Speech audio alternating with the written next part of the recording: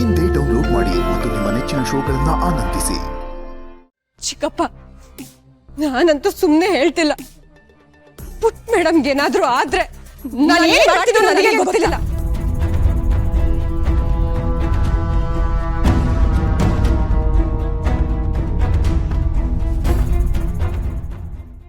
ಅಮ್ಮ ಅಂದ್ರೇನೆ ಹಾಗೆ. ಅವಳ ಮನಸ್ಸು ಬ್ರಹ್ಮಾಂಡಕ್ಕಿಂತ ವಿಶಾಲ. ತನ್ನ ಮಗುಗೇನಾದರೂ ತೊಂದರೆ ಆದರೆ ಆ ಬ್ರಹ್ಮಾಂಡವನ್ನೇ ಸುಟ್ಟಾಕೋ ತಾಕತ್ತಿದೆ ಅವಳಿಗೆ. ನಿನ್ನ ತಾಯಿಯ ಮನಸ್ಸು ನನಗೆ ಅರ್ಥವಾಗುತ್ತೆ ದುರ್ಗಾ. ನೀನು ನನ್ನನ್ನು ಬೈಬೋದು, ಕೋಪ ಮಾಡ್ಕೋಬೋದು, ಆದರೆ ನಿನ್ನ ಮನಸ್ಸು ಶುದ್ಧ. ನಿನ್ನ ಕೋಪದ ಹಿಂದೆ, ನಿನ್ನ ಬೈಗುಳದ ಹಿಂದೆ ಇರೋದು ನನ್ನ ಮೇಲಿನ ಭಕ್ತಿನೇ ಅಂತ ನನಗೆ ಅರ್ಥವಾಗುತ್ತೆ ದುರ್ಗಾ. ಶುದ್ಧ ಮನಸ್ಸಿನ ಭಕ್ತೇನ ಈ ದೇವಿ ಯಾವತ್ತೂ ಕೈ ಬಿಡೋ ಪ್ರಶ್ನೆನೇ ಇಲ್ಲ ದುರ್ಗಾ. ಈಗ ನೀನು ಕೊಟ್ಟ ಮಾತನ್ನ ನಡೆಸ್ಕೊಟ್ಟಿದೀಯ ದುರ್ಗಾ. ಇನ್ಮೇಲೆ ನಾನು ಕೊಟ್ಟ ಮಾತನ್ನ ನಡೆಸ್ಕೊಡ್ತೀನಿ.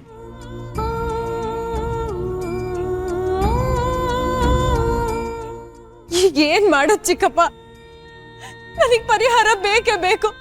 ಪುಟ್ ಮೇಡಮ್ನ ವಾಸಿ ಮಾಡ್ಲೇಬೇಕು.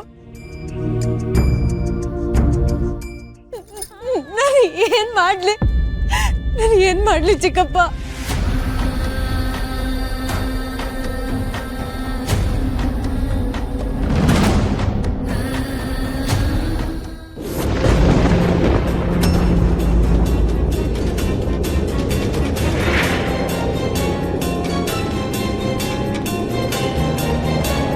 ಇದ್ದಕ್ಕಿದ್ದ ಹಾಗೆ ಏನಾಗ್ತಿದೆ ಇಲ್ಲಿ?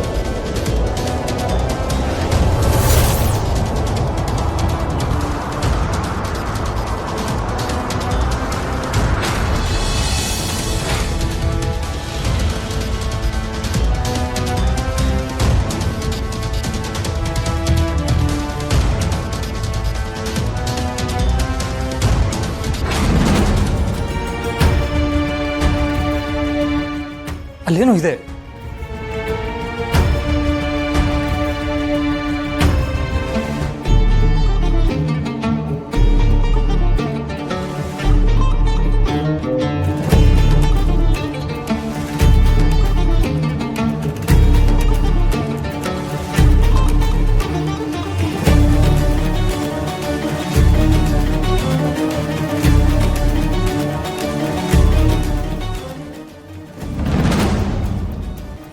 ಗುಣಪಡಿಸಲಾಗದಂಥ ಕಾಯಿಲೆಗೂ ಉತ್ತರ ಸಂಜೀವಿನಿ ಪುಷ್ಪ.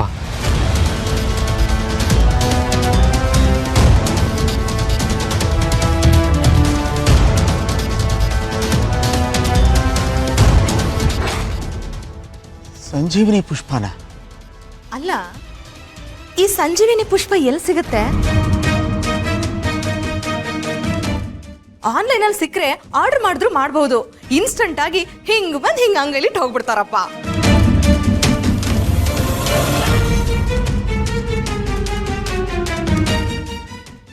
ಪ್ರಾಣಿ, ಎಷ್ಟು ಒಳ್ಳೆ ಐಡಿಯಾ ಕೊಟ್ಟಿದ್ದೀನಿ. ಇವ್ರು ಯಾರು ರೆಸ್ಪಾನ್ಸೇ ಮಾಡ್ತಿಲ್ಲ. ಕ್ಯಾರೆ ಅಂತಿಲ್ಲಲ್ಲ ಪ್ರಾಣಿ ಇವರು. ಅವ್ರು ಕ್ಯಾರಿ ಅಂತಿಲ್ಲ ಅಂತಾಗಲೇ ನಿನ್ಗೆ ಇದೆಷ್ಟು ಒಳ್ಳೆ ಐಡಿಯಾ ಅಂತ ಗೊತ್ತಾಗಬೇಕು. ಸಂಜೀವಿನಿ ಪುಷ್ಪ ಅಂದ್ರೆ ಏನು ಅಂತನಾದ್ರೂ ಗೊತ್ತಾ ನಿಮ್ಗೆ? ಅದೇನು ಪೆಪ್ಪರ್ಮೆಂಟಾ, ಚಾಕ್ಲೇಟಾ? ಹಿಂಗ್ ತಂದು ಹಿಂಗ್ ಅಂಗೈಲಿಡಕ್ಕೆ. ನನಗಂತೂ ಈ ಸಂಜೀವಿನಿ ಪುಷ್ಪ ಗಿಷ್ಪ ಯಾವುದು ವರ್ಕೌಟ್ ಆಗಲ್ಲ ಅಂತ ಅನ್ಸುತ್ತೆ. ಇದೆಲ್ಲ ಟೂ ಮಚ್ ಅಂತ ಅನಿಸ್ತಾ ಇಲ್ವಾ?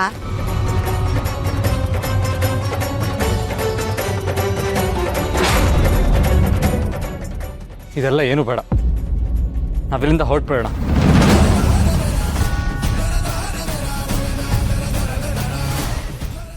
ದುರ್ಗಾ, ನೀನು ಹಿತಾಗೋಸ್ಕರ ಎಷ್ಟೊಂದು ಕಷ್ಟಪಟ್ಟಿದ್ಯಾ.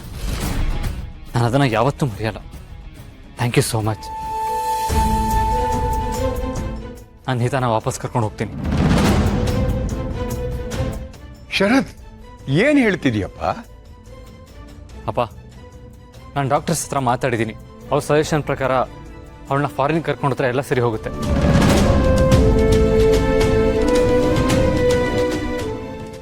ಬೇಡ ಶರತ್, ಪ್ಲೀಸ್ ಹಿತನ್ನ ಎಲ್ಲೂ ಕರ್ಕೊಂಡು ಹೋಗ್ಬಿಡಿ. ಇದು ಅವಳ ದೇಹಕ್ಕಾಗಿರೋ ಪ್ರಾಬ್ಲಮ್ ಅಲ್ಲ, ಮೆಡಿಸಿನ್ ಇಂದ ಕ್ಯೂರ್ ಆಗಲ್ಲ. ಪ್ಲೀಸ್ ಸ್ವಲ್ಪ ತಾಳ್ಮೆ ತಗೊಳ್ಳಿ. ಬಾಸು, ನಾವ್ ಇಷ್ಟೆಲ್ಲ ಮಾಡಿದೀವಿ, ಇಷ್ಟೇನ ನಮಗ್ ಕಾಡ್ತಿದ್ದ ಪ್ರಶ್ನೆಗೆ ಉತ್ತರ ಅಂತ ಸಿಕ್ಕಿದೆ.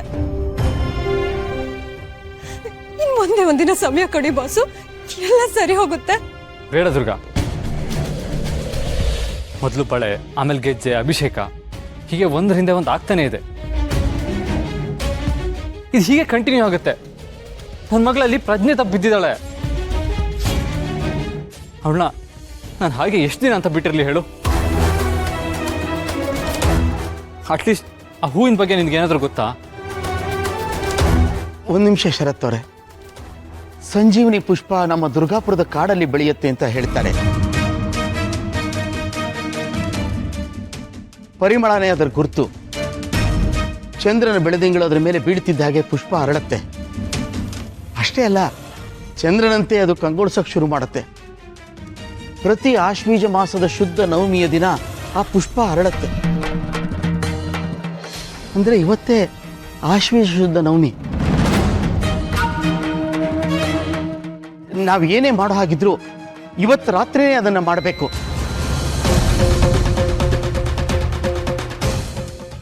ಹಾಗಾದ್ರೆ ಆ ಪುಷ್ಪನ ತಗೊಂಡ್ ಬಂದ್ರೆ ಪುಷ್ಪ ನಮ್ ಸರಿ ಹೋಗ್ತಾಳ? ಆದರೆ ಅದಷ್ಟು ಸುಲಭ ಅಲ್ಲ ದುರ್ಗಾ. ಆ ಪುಷ್ಪನ ಗಿಡದಿಂದ ಕಿತ್ತು ಒಂದೇ ಒಂದು ಗಂಟೆ ಒಳಗೆ ಅದು ಬತ್ತು ಹೋಗುತ್ತೆ. ಅಷ್ಟರೊಳಗೆ ಅದನ್ನ ತಗೊಂಡ್ಬಂದು ನಾವು ಹಿತನಿಗೆ ತಿನ್ನಿಸ್ಬೇಕು.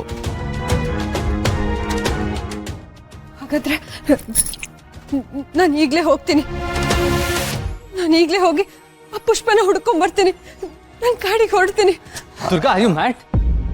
ಅಲ್ಲ, ನಿನಗೆ ಹಿತ ಮೇಲೆ ಕನ್ಸರ್ನ್ ಇದೆ, ಅದನ್ನ ನಾನು ರೆಸ್ಪೆಕ್ಟ್ ಮಾಡ್ತೀನಿ. ಆದ್ರೆ ಇದೆಲ್ಲ ಈಸಿ ಅಲ್ಲ. ಹೌದಮ್ಮ ದುರ್ಗಾ, ಸ್ವಲ್ಪ ಸಮಾಧಾನ ಮಾಡ್ಕೋ. ಆತ್ರದಲ್ಲಿ ತಗೊಳ್ಳೋ ನಿರ್ಧಾರಗಳಲ್ಲಮ್ಮ ಇವೆಲ್ಲ. ಚಿಕ್ಕಪ್ಪ, ಪರವಾಗಿಲ್ಲ, ಎಷ್ಟೇ ಕಷ್ಟ ಆದ್ರೂ ಪರವಾಗಿಲ್ಲ. ನನ್ನ ಪುಷ್ಪನ ಹುಡ್ಕೊಂಡು ತಗೊಂಬಂದೇ ಬರ್ತೀನಿ, ತರ್ತೀನಿ. ದುರ್ಗಾ,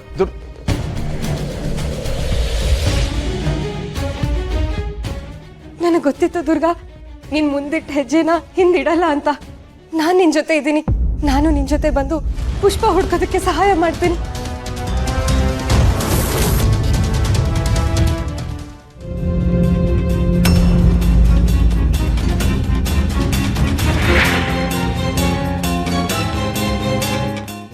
ನಾನು ದುರ್ಗಂಗೆ ಹೋಗಿ ಸಹಾಯ ಮಾಡಲೇಬೇಕು.